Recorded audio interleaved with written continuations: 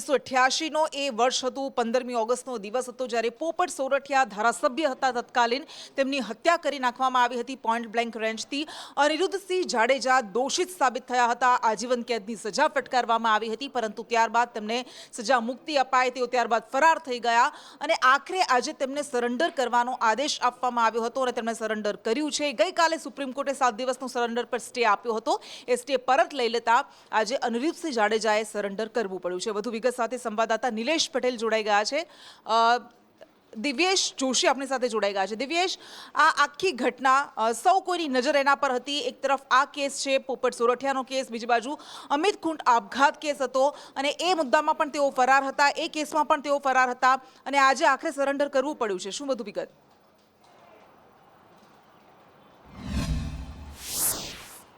ચોક્કસ ક્રિષ્ના, વાત કરવામાં આવે તો સૌરાષ્ટ્ર નહીં પરંતુ સમગ્ર રાજ્યભરના લોકોની આ કેસ ઉપર નજર હતી। પોપટ સોરઠિયાના જે હત્યા કેસમાં અનિરુદ્ધસિંહને આજીવન કેદની સજા પડી હતી, ત્યારબાદ 18 વર્ષ જેલમાં કાપ્યા બાદ તેમનો જે દીકરો છે તેના દ્વારા જેલર જે બીટ્સ હતા તેને એક પત્ર લખવામાં આવ્યો હતો કે તેને સજામાંથી મુક્તિ આપવામાં આવે ને જેલરે તાત્કાલિક તેને સજામાંથી મુક્તિ આપી દીધી હતી। ત્યારે પોપટ સોરઠિયાના જે પુત્ર છે તેના દ્વારા પડકાર ફેંકવામાં આવ્યો હતો હાઈકોર્ટમાં, અને હાઈકોર્ટ દ્વારા હુકમ કરવામાં આવ્યો હતો કે 18 તારીખ સુધીમાં અનિરુદ્ધસિંહ જાડેજાને જૂનાગઢનું જેલ છે ત્યાં હાજર થવું પડશે। પરંતુ ગઈકાલ સાંજની જો વાત કરવામાં આવે તો જે હાજર થવાનું હતું તેમાં સુપ્રીમ કોર્ટમાંથી 1 સપ્તાહ માટેનો સ્ટે લેવામાં આવ્યો હતો, પરંતુ આજે સવારે સુપ્રીમ કોર્ટમાં જે ધારદાર દલીલો કરવામાં આવી હતી ત્યારબાદ ધારદાર દલીલોને ધ્યાનમાં રાખતા આ સ્ટે છે તેને પરત ખેંચી લેવામાં આવ્યો છે અને ગોંડલ કોર્ટ છે કે જ્યાં અનિરુદ્ધસિંહ છે તે અત્યારે પોતે સરેન્ડર થયા છે। સૌથી મોટી વાત એ છે કે અમિત ખૂંટ આપઘાત કેસમાં તેઓ આટલા સમયથી ફરાર હતા, તે અને તેનો જે દીકરો છે રાજદીપસિંહ જાડેજા, તે બંને બાપ દીકરો છે તે બંને ફરાર હતા। ત્યારે અનિરુદ્ધસિંહ અત્યારે ગોંડલ કોર્ટમાં હાજર થયા છે। ત્યારે ગોંડલ પોલીસ છે તે અમિત ખૂંટ આપઘાત કેસમાં પણ અનિરુદ્ધસિંહનો કબજો લેશે અને તેના ઉપર વધુ કાર્યવાહી કરશે, પરંતુ સૌપ્રથમ તેને જૂનાગઢ જેલમાં હાજર થવું પડશે, ત્યારબાદ જે અનિરુદ્ધસિંહ છે તેને અમિત ખૂંટ આપઘાત કેસમાં ગોંડલ પોલીસ છે તે કબજો મેળવશે। ક્રિષ્ના જી બિલકુલ, આભાર આપનો। અને હવે વાત કરવી છે વધુ એક વિવાદિત ચહેરાની, જે ડાયરાને કારણે વધારે રીલ્સ અને વિવાદથી જાણીતા બન્યા, દેવાયત ખવડ। એ ગીર સોમનાથમાં કેસ સામે આવ્યો હતો, મારામારીનો કેસ, અને તેમના પર જીવલેણ હુમલો કરવાનો આરોપ લગાવવામાં આવ્યો હતો। દેવાયત ખવડને જેલમાં ધકેલવામાં આવ્યો અને આખરે તેમના જામીન મંજૂર થતા જેલમાંથી તેમનો છુટકારો થયો છે। મારામારીના કેસમાં દેવાયત ખવડ જેલમાં હતા પણ આખરે તેઓ જેલ મુક્ત કરાયા છે।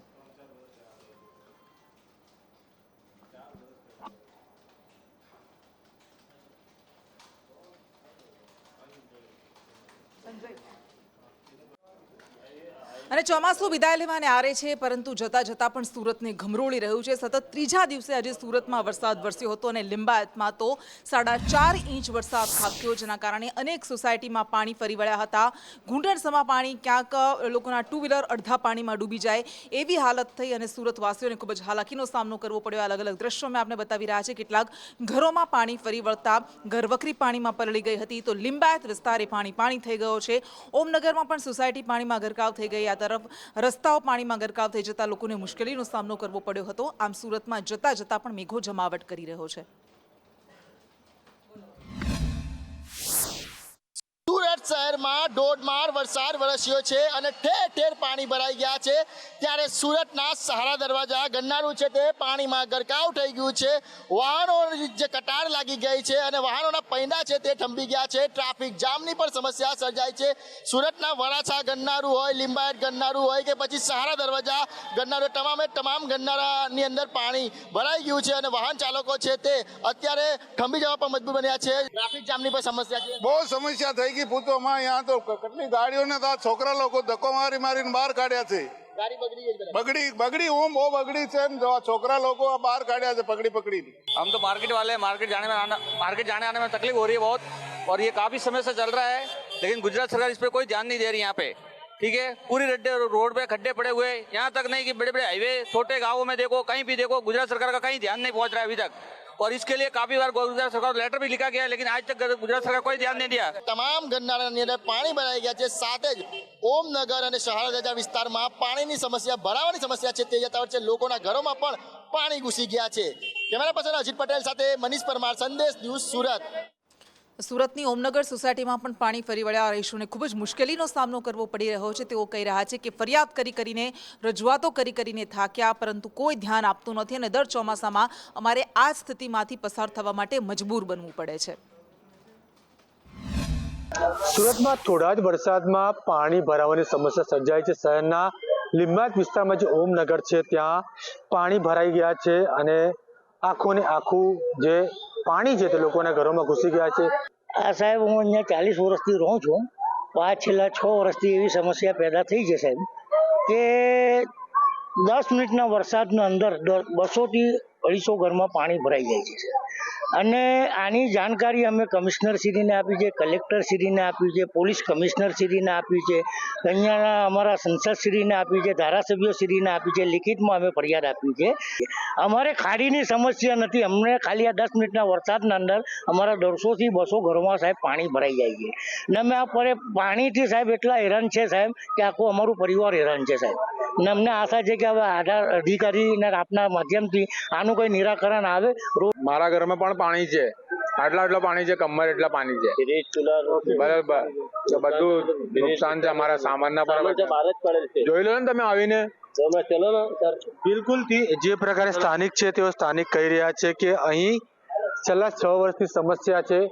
માત્ર 10 મિનિટનો વરસાદ પડતો હોય કે પછી કલાકમાં, પરંતુ પાણી અહીં ભરાઈ જાય છે. એને કારણ કે છે ભરાવાની અને તેના કારણે લાખો નુકસાન પણ થાય છે.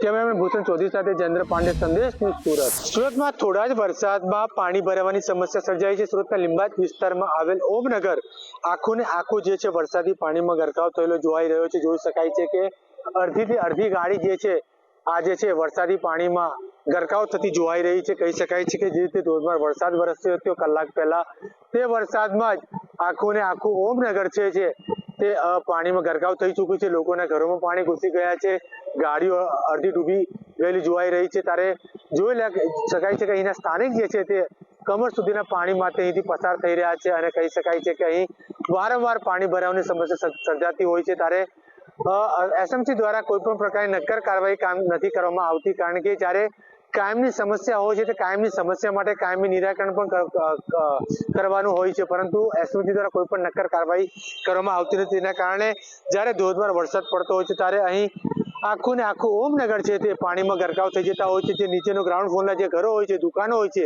તે પાણીમાં ગરકાવ થઈ જતા હોય છે, જેથી અહીંયા સ્થાનિક હોય છે, લોકો હોય છે અને દુકાનદારોને લાખોનું નુકસાન પણ થતું હોય છે. પરંતુ તંત્રને કોઈ ફરક નથી પડતો, કારણ કે તંત્રને કોઈ પણ પ્રકારની કામગીરી કરવાની નથી હોતી, કારણ કે તંત્ર દ્વારા એક જ વાત કહેવામાં આવે છે, નીચાણવાળો વિસ્તાર છે જેથી અહીં પાણી ભરાવાની સમસ્યા સર્જાતી હોય છે, પરંતુ નિરાકરણ છે પરંતુ તેનો ઉકેલ નથી લાવવામાં આવતો તંત્ર દ્વારા. કેમેરામેન ભૂષણ ચૌધરી સાથે જયેન્દ્ર પાંડે, સંદેશ ન્યૂઝ, સુરત. તો આ તરફ વડોદરાને પણ આજે વરસાદે ઘમરોળ્યું. વડોદરા શહેરમાં ફરી એક વખત જતા પણ વરસાદે ધમાકેદાર એન્ટ્રી કરી અને કેટલાય વિસ્તારોમાં, નીચાણવાળા વિસ્તારોમાં ખાસ કરીને પાણી ભરાવાની સમસ્યા સર્જાઈ હતી. આ દ્રશ્યો આપને બતાવી રહ્યા છે. આ વડોદરાના શહેરી વિસ્તારના દ્રશ્યો છે કે જ્યાં વરસાદ વરસતા પાણી ભરાઈ જતા વાહન ચાલકોએ પરેશાન થવું પડ્યું હતું.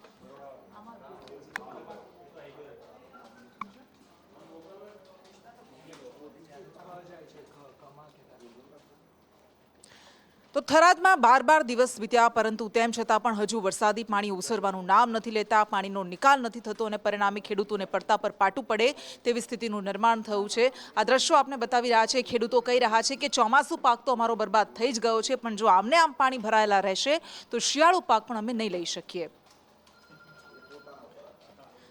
તો થરાદના ડોડગામ રેલ વિસ્તારના આ દ્રશ્યો વરસાદી તારાજી. 12 દિવસ પહેલા આપણે જોયું હતું કે 2017 બાદ બનાસકાંઠાનું આ સૌથી મોટું પૂર આવ્યું હતું. એ બનાસકાંઠાનો થરાદ હોય, વાવ હોય કે પછી સરહદી વિસ્તાર સુઈગામ, એ બધા જ ગામડાઓને તરબોળ કરી નાખ્યા હતા અને જ્યાં જુઓ ત્યાં પાણી જ પાણી નજરે પડ્યું. અને હજુ પણ 12 દિવસ વીત્યા, પરંતુ તેમ છતાં પણ આ પાણીનો કોઈ નિકાલ નથી આવતો. એક તરફ દર વખતે બહાનું આપી દેવામાં આવે છે કે બનાસકાંઠાનો ભૌગોલિક વિસ્તાર જ એવો છે કે જેના કારણે આ પાણીનો નિકાલ નથી આવતો, પરંતુ લોકો કહી રહ્યા છે કે જો એવી પરિસ્થિતિ છે તેનો ઉકેલ પણ તમારા હાથમાં છે.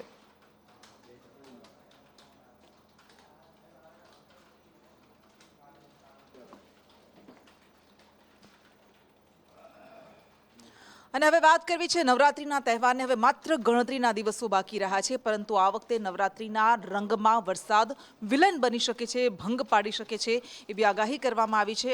આજથી 7 દિવસ સુધી મધ્યમ વરસાદની આગાહી કરવામાં આવી છે. હળવોથી મધ્યમ વરસાદ વરસી શકે એટલે 25 તારીખ સુધી 22, 23, 24, 25 આ 4 દિવસ નવરાત્રિના રંગમાં વરસાદ ભંગ પાડી શકે છે. 19 से लेकर 25 सितंबर तक इसमें हल्का से मध्यम बरसात का संभावना रहेगा दोनों गुजरात रीजन और सौराष्ट्र कच्छ रीजन में. इसमें जो हमारा थंडरस्टॉर्म वार्निंग भी दिया गया है अगले 4 दिन के लिए 19 से लेकर 22 सितंबर तक. इसमें थंडर स्टॉर्म विथ लाइटनिंग के साथ 30 to 40 किलोमीटर विंड स्पीड रहेगा. और बारिश का जो रेनफॉल का स्टेटस है गुजरात स्टेट में अभी एक्चुअल रेनफॉल है 839.4 mm. जो सामान्य बरसात है 677 mm. जो नॉर्मल से +24% डिपर्चर है. અને વાત કરવી છે ભરૂચની દૂધધારા ડેરીની ચૂંટણીની, જેને લઈને આ વખતે ખૂબ જ રાજકીય ગરમાવો જોવા મળ્યો હતો, કારણ કે સામે પક્ષો આવી ગયા હતા. પરંતુ આ ચૂંટણીનું માટેનું મતદાન પૂર્ણ થઈ ગયું છે. ભરૂચ અને નર્મદા જિલ્લા માટેનું 100% મતદાન પૂર્ણ થઈ ગયું છે અને 14 બેઠકો માટે 30 ઉમેદવારો વચ્ચે આ ચૂંટણી જંગ જામ્યો હતો. કુલ 296 જેટલા મતદારોએ મતદાન કર્યું છે, પરંતુ ભાજપના જ 2 નેતાઓના જૂથ આ વખતે સામને હતા. એક તરફ ઘનશ્યામ પટેલ હતા, બીજી બાજુ અરુણસિંહ રણા હતા અને એના કારણે આ જંગ રોચક બની ગયો હતો. આ તરફ બીટીપીના મહેશ વસાવાએ કહ્યું કે જો જીતાય છે તો બીજેપીને અમે ટેકો જાહેર કરીશું. બીજેપીની પેનલ એટલે કે ઘનશ્યામ પટેલને અમારો ટેકો રહેશે. આજ રોજ ભરૂચ દૂધ ઉત્પાદક સંઘનું ઇલેક્શન છે અને જે રીતનો સભાસદ અને દૂધ ઉત્પાદકોનો જે જોમ અને જુસ્સો છે એ પ્રમાણે આ વખતે એવું લાગે છે કે ચોક્કસ પરિવર્તન થશે અને અમારી વિકાસ પેનલ સંપૂર્ણ બહુમતીથી જીત્યા પછી તો પહેલામાં પહેલું તો દૂધ ગ્રાહકોને સારા ભાવ મળે, નવી ડેરીઓ ખુલે, રોજગારી થાય અને ખોટી રીતે જે ભ્રષ્ટાચાર થવાનો એને અટકાવવાનું કામ ચોકીદાર તરીકે અમારે કરવાનું છે. ને બાકી જે સમીકરણો આવશે ત્યાર પછી ચેરમેન વાઇસ ચેરમેનના સમીકરણો આવશે એની અંદર અમે આગળ જોઈ લઈશું. એક વસ્તુ ક્લિયર છે કે અમે ઘનશ્યામભાઈ જોડે આટલા સમયથી રહ્યા છે, ડિરેક્ટર રહ્યો, વાઇસ ચેરમેન રહ્યા છે, એમની સાથે સ્વાભાવિક છે કે એમની સાથે અમે વહીવટ કર્યો છે, ચલાવ્યો છે, પણ અત્યારે અપક્ષ છીએ એટલા માટે અમે એમના સપોર્ટમાં રહીશું. અને દૂધધારા ડેરી જેવો જ ઘાટ બનાસ ડેરીની ચૂંટણીમાં પણ સર્જાય તો નવાય નહીં, કારણ કે એશિયાની સૌથી મોટી ડેરીઓમાંથી એક ગણાતી આ બનાસ ડેરીમાં પણ ચૂંટણી જંગને લઈને રાજકારણ ગરમાતું અત્યારથી જ નજરે પડી રહ્યું છે. એક તરફ પૂર્વ કેન્દ્રીય મંત્રી હરિ ચૌધરીએ ઉમેદવારી નોંધાવી છે, બીજી બાજુ અણદા પટેલે પણ ચૂંટણી લડવાની તૈયારી દર્શાવી છે. એટલે અહીંયા પણ એવું થશે કે ભાજપના 2 જૂથ આમને સામને આવી શકે.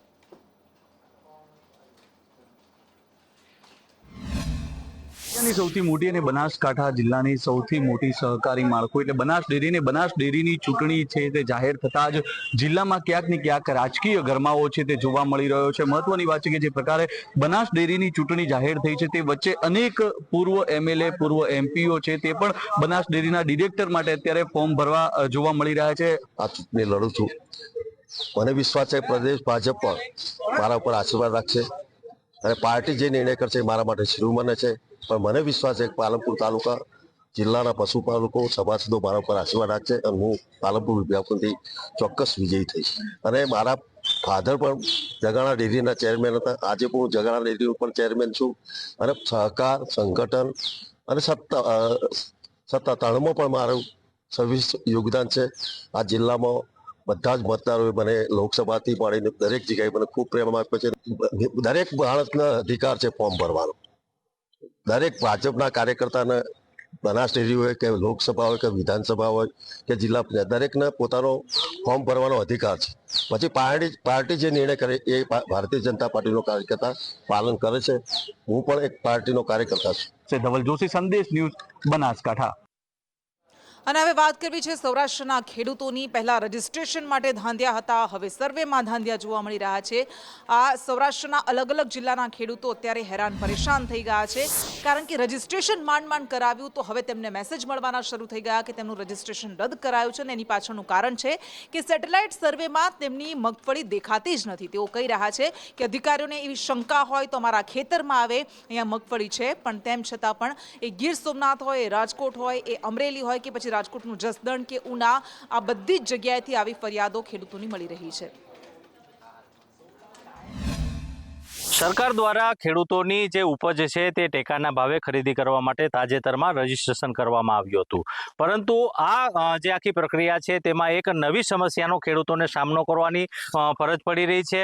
જે સેટેલાઇટ ઇમેજની કે જે કંઈ ત્રુટીઓ છે તેના કારણે હાલ ખેડૂતો હેરાન પરેશાન છે. મારા પપ્પાના નામે રજીસ્ટ્રેશન છે. આપણે સરકારશ્રીના જે ટેકાના ભાવે મગફળીની ખરીદી કરવાની છે એમાં ખાતા નંબર 85 અને સર્વે નંબર 53 દિલીપભાઈ પરબતભાઈ બારડ ઉપર છે અને સ્થળ ઉપર માંડવી છે, મગફળીનું વાવેતર છે, છતાં પણ સેટેલાઇટમાં આવેલું નથી. જો કોઈ અધિકારીને એવું હોય તો સ્થળ ઉપર આવીને એક વખત વેરિફિકેશન કરાવી લે. અમારે અત્યારે મુશ્કેલીનો સામનો કરવો પડ્યો છે. જે મગફળી વાવેલ છે તેમાં સેટેલાઇટમાં આવેલ નથી. તે બાબતે ક્યારે મેસેજ આવ્યો તમને? મેસેજ 16 તારીખે. અચ્છા, શું મેસેજ આવ્યો? મેસેજમાં એમ છે કે તમારા પાકનું સેટેલાઇટમાં બતાવતું નથી કોઈ. અને ગુજરાતમાં ઘણી બધી વખત નવજાત બાળકોને જ સીધા વેચી દેવાનું કેવું રેકેટ ચાલે છે એ બતાવતી ઘટનાઓ વારંવાર બને છે. પંચમહાલના ગોધરામાં આવી જ ઘટના સામે આવી કે જ્યાં જનેતાએ જ એ બાળકીને જન્મ આપી પોતે ત્યાગીને ફરાર થઈ ગઈ હતી અને સીધી એ બાળકીને વેચી દેવામાં આવી હતી ગેરકાયદેસર રીતે. અને આખરો આ ઘટસ્ફોટ થયો અને હવે કાર્યવાહી શરૂ કરવામાં આવી છે. કોકિલાબેન પરમાર નામની મહિલા કે જ્યાં 3 દિવસની બાળકીને લઈને ન્યુમોનિયાની સારવાર માટે હોસ્પિટલમાં આવી હતી, ત્યારે પોલીસને જાણ કરવામાં આવી અને આખો મામલો સામે આવ્યો. એ ખબર નથી અમને. અચ્છા, એટલે ખબર નથી એવું કહેવાનું કહ્યું છે ઉપરથી તમને? ના, એવું નહીં કીધું. ડૉક્ટર સાહેબ ક્યાં હતા? ડૉક્ટર સાહેબ 2 દિવસથી બહાર છે, ખબર જ નથી. એવું ખબર નથી. એવું જાણવા મળ્યું છે પણ અમારે ખબર નથી. મને મારા ઘરે મરણ થઈ ગયેલું ને તો રજા પર હતી એટલે મને કશું ખબર નથી. એમ ડૉક્ટર સાહેબ પોલીસ લઈ ગઈ કે ખબર? સવારે 8 વાગે આવ્યા ને તો ડૉક્ટર સાહેબ કાલે ઘર નહોતા.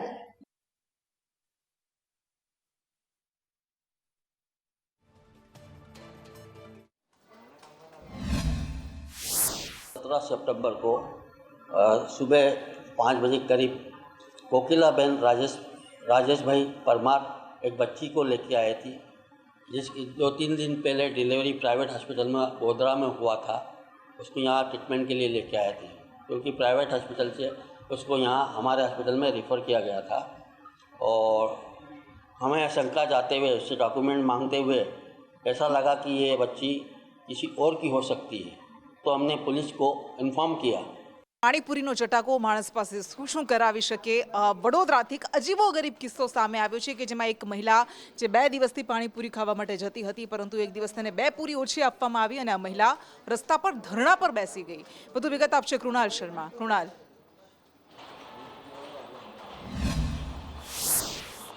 કૃષ્ણા, ગતરોજની ઘટના છે. સુસાગર પાસે ઘણા બધા પાણીપુરીવાળા ઊભા રહે છે અને અલ્લા રકીબેન સૈયદ કે જે મચ્છીપીટ વિસ્તારમાં રહે છે, આ મહિલા ત્યાં પાણીપુરી ખાવા છેલ્લા 2-3 દિવસથી જતી હતી અને ગતરોજ ત્યારે જેણે 20 રૂપિયાની પાણીપુરી ખાધી, ત્યારબાદ તેને આરોપ હતો પાણીપુરીવાળા પર કે તેણે 2 પાણીપુરી ઓછી આપી છે અને તેને લઈને આ મહિલા રોષે ભરાઈ હતી. ત્યારબાદ વિવાદ પણ થયો હતો અને બોલાચાલી પણ થઈ હતી. ત્યારબાદ તેણે ચીમકી પણ પાણીપુરીવાળાને આપી હતી કે તેની લારી બીજા દિવસથી જોવા નહીં મળે અને તે ત્યાં રસ્તા પર ધરણા પર બેસી ગઈ હતી. જોકે ટ્રાફિક જામ ન થાય એટલે સ્થાનિક પોલીસની પીસેરવાન ત્યાં પહોંચી હતી. મહિલાને મહામહેનતે સમજાવીને મામલો થાળે પાડ્યો હતો, પરંતુ આજે પણ પાણીપુરીવાળો ડરનો એટલો બી ગયો છે, ડરમાં છે કે આજે તે આવ્યો નથી. અને મહિલા હજુ પણ એવું કહી રહી છે કે તેણે ખોટું કર્યું છે પાણીપુરીવાળા, જ્યારે અન્ય લોકો કહી રહ્યા છે કે પાણીપુરીવાળા ક્યારેક 2 પાણીપુરી માટે રકઝક નથી કરતા. ત્યારે આ મામલો ખરેખર શું હતો?